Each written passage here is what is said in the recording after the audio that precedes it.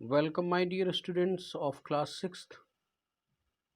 Now we are getting late due to the some illness. I am suffering little bit from cold and cough.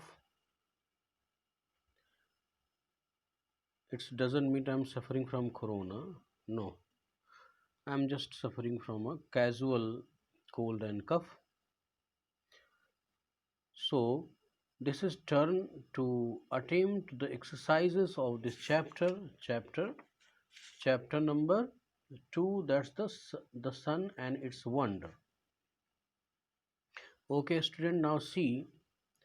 In ancient time, people were filled with the fear seeing the object in the sky. यानी ancient time में जो peoples थे वो डर जाते थे seeing the object in the कहाँ के object ऐसे object जो कहाँ होते थे sky पर. Now the second question says the most important heavenly body is the most important heavenly body. यहाँ हेवनली का मतलब वो स्वर्ग नरक वाला नहीं है बल्कि स्काई बॉडी की बात है और कुछ नहीं है. तो वो the most important heavenly body is, तो यहाँ पर आपके चैप्टर के पर्सपेक्टिव में सन है. The sun give us heat good, energy good, both. तो यहाँ पर सही आंसर क्या होगा? बोथ. अब स्टूडेंट ये आईक्यू लगाना होगा. ऐसा नहीं कि आपने अगर पूरा क्वेश्चन पढ़ा नहीं, मान लीजिए एग्जाम में आया, तो यहाँ पर ये भी सीख लें कि just make your habit to read the question completely all its relevant options, then try to take the correct option, otherwise you will do mistake.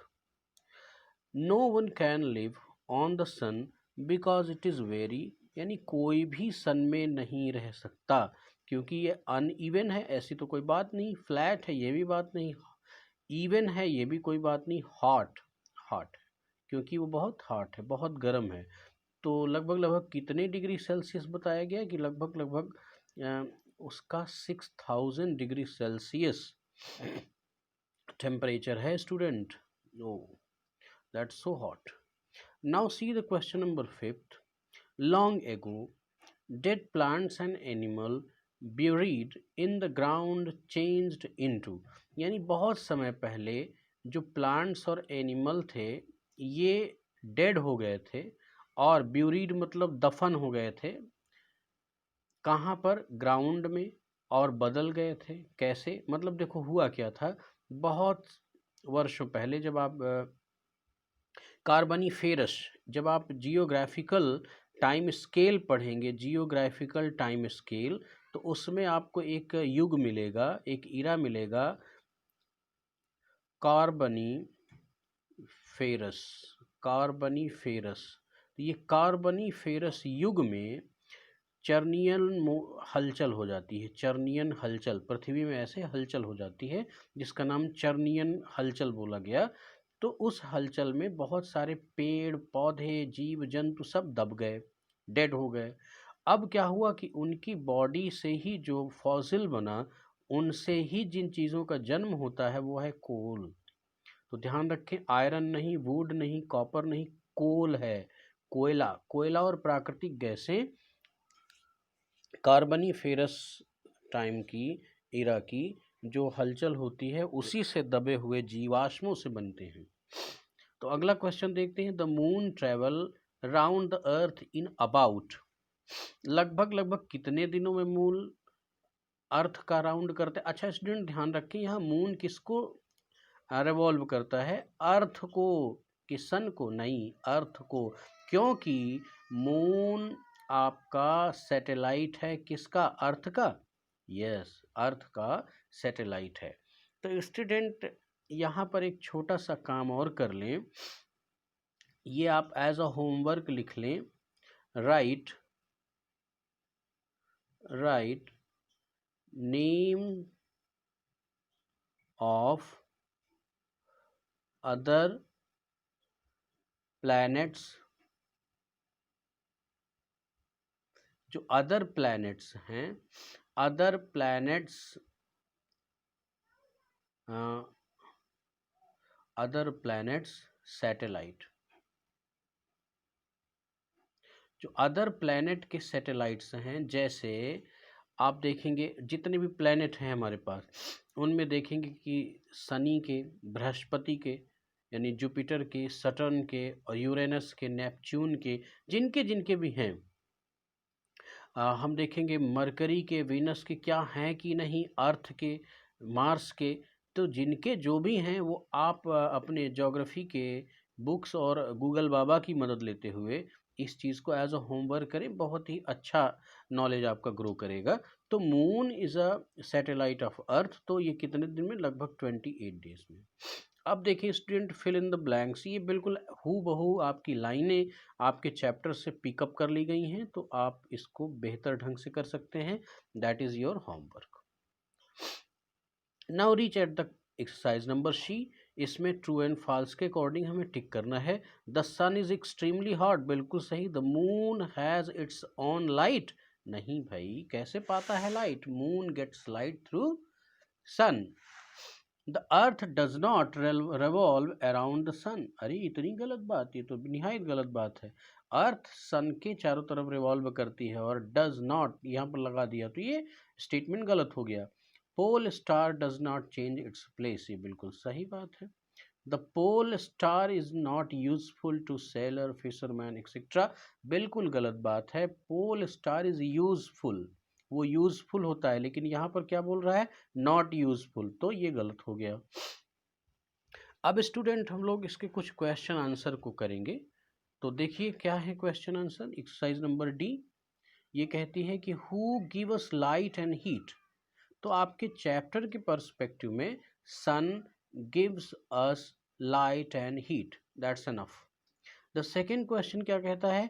How does trees and plants grow, tree और plant कैसे grow करते हैं?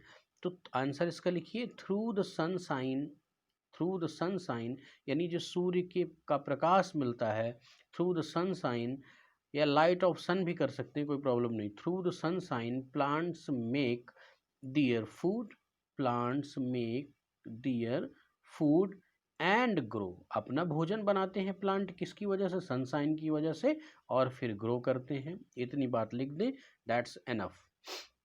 Now move to question number 3। How does coal form, जो coal है यानी कोयला, वो कैसे बनता है? तो हम इसको लिखेंगे, long ago plants and trees, plants and trees के बजाय कर दीजिए प्लांट्स में, तो ट्री आ ही गया, plants and animal, plants and animal died and buried under the ground, यानी जो ये मर जाते हैं और ये ब्यूरीड दफन हो जाते हैं, कहाँ पर? ग्राउंड में। तो slowly they changed into coal, और धीरे धीरे वो कोल में परिवर्तित हो जाते हैं। तो इतना ही लिख देना है, तो ये आंसर पर्याप्त हो जाएगा। Now see the question number 4। Which star never change its place, तो क्या है? Pole star never change its place, simple है। Now see the question number 5। Where does the moon get its light from, moon को light कहाँ से मिलती है? तो हमें क्या बताना है? Moon get lights from sun, ये तो मैंने आपको बताया ही है। लेकिन ध्यान रखिए कि मून सैटेलाइट है, यानी अर्थ, ये जो अगर हम इसको अर्थ मान लें तो मून इसका चक्कर लगाता है, अर्थ का, ये मून इसका चक्कर लगाता है। लेकिन ये तो इसका चक्कर लगाया तो ये सैटेलाइट तो हो गया अर्थ का, but moon get light from earth, no from sun. यही ध्यान रखना है, ये खास बात ध्यान रखनी है कि वो अर्थ का सैटेलाइट तो है, लेकिन लाइट उसको कहाँ से मिलती है? सन से। क्यों? अगर कोई पूछ ले तो you can say that because earth don't have its light, earth के पास तो खुद ही अपना प्रकाश नहीं है, वो खुद ही सन से पाता है। तो मून कहाँ से पाएगा लाइट? सन से। Moon gets light from sun, it does not have own light, इसके पास अपनी लाइट नहीं होती। इतनी लाइन लिख दीजिए तो और डिग्निफाइड आंसर हो जाएगा। Now see the question number 6। What do you mean by the word planet, planet के माने क्या होते हैं? तो आप लिखिए कि planets are sky body that like earth, मतलब planet are sky body like earth, जैसे अर्थ है उस तरह की कुछ स्काई बॉडीज होती हैं। They revolve around the sun in their orbit, और वो अपनी ऑर्बिट में सन के चारों तरफ रिवॉल्व करती हैं, घूमती हैं। They get light from sun, तो ये भी लाइन लिख दीजिए, और वो सन से ही लाइट प्राप्त करते हैं। तो इस तरह से ये है प्लैनेट की पहचान। इतना आंसर अगर लिख देंगे तो सही है कि planets are sky body like earth, they revolve around the sun in their orbit, they get light from sun। बस हो गया। अब देखिए स्टूडेंट अगला क्वेश्चन क्या है, 7th, व्हाट आर पॉइंटर। अब ये पॉइंटर क्या है इसको ध्यान रखें, और मैं आपको क्लू दे देता हूं, that is useful to sailor and fisherman. तो यही वाला आंसर ढूंढ के आपको लिखना है, and you have to do it yourself, that's it become your homework. Now student इसके आगे एक एक्सरसाइज और है, इसको हम लोग देखते हैं ये क्या कह रही है। In word power pick out the odd word. इसमें से देखिए ऑड वर्ड हमें पिक करने हैं। तो ए में देखिए ऑड वर्ड क्या है, ऑड वर्ड मतलब जो थोड़ा सा अलग हो, भिन्न हो। यानी जैसे ये क्वेश्चन नंबर 1 है, इसमें 3 वर्ड्स दिए गए हैं, इनमें 2 वर्ड ऐसे हैं जो आपस में लगभग मिलते जुलते हैं, और एक वर्ड किन्हीं कारणों से, इन एनी रीजन, वो उन 2 वर्ड से डिफरेंट है, तो हमें उसको देखना है।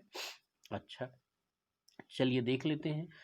क्वेश्चन नंबर ए के इस फर्स्ट में क्या है, मड, रूट्स एंड ब्रांचेस। तो देखें स्टूडेंट, रूट्स एंड ब्रांचेस तो ये ट्री के पार्ट हुए, बट मड इन दोनों से अलग है, तो आप इसमें ऑड वर्ड क्या हो जाएगा, मड।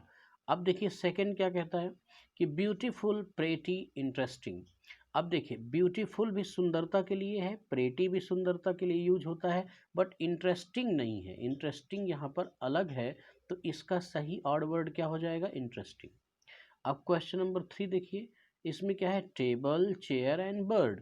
तो अब इसमें कैसे इसको फाइंड आउट करेंगे, table and chair are made of wood, लकड़ियों से बनती हैं, but bird is a living thing that is different from these two options, these 2 words, so you have to tick as a correct answer, bird. Now move toward question number 4, air, humid and hot, and you have to choose the odd word. Just see how you will recognize it, or what concept you will apply, learn it. Humid means क्या होता है, नमी, आर्द्रता, और hot क्या होता है, गर्मी। तो humid and hot, these two are the features of air, but not air. Air के ये दोनों फीचर हैं, तो इस तरह से ये दोनों फीचर हैं, तो ये भी फीचर, ये भी फीचर, इनमें समानता हो गई, but air is a different from humid and hot, it's mean air is a odd word. Now see the question number 5, woman, boy and animal. अब देखिए woman and boy both are human being word, human being object, and animal is a living but not human being. तो animal odd है, इसको टिक कर देंगे। तो student आज की क्लास में ये इतनी एक्सरसाइज हम लोग कंप्लीट करेंगे, नेक्स्ट एक्सरसाइज की मैं चर्चा नेक्स्ट क्लास में करूंगा। Thank you very much.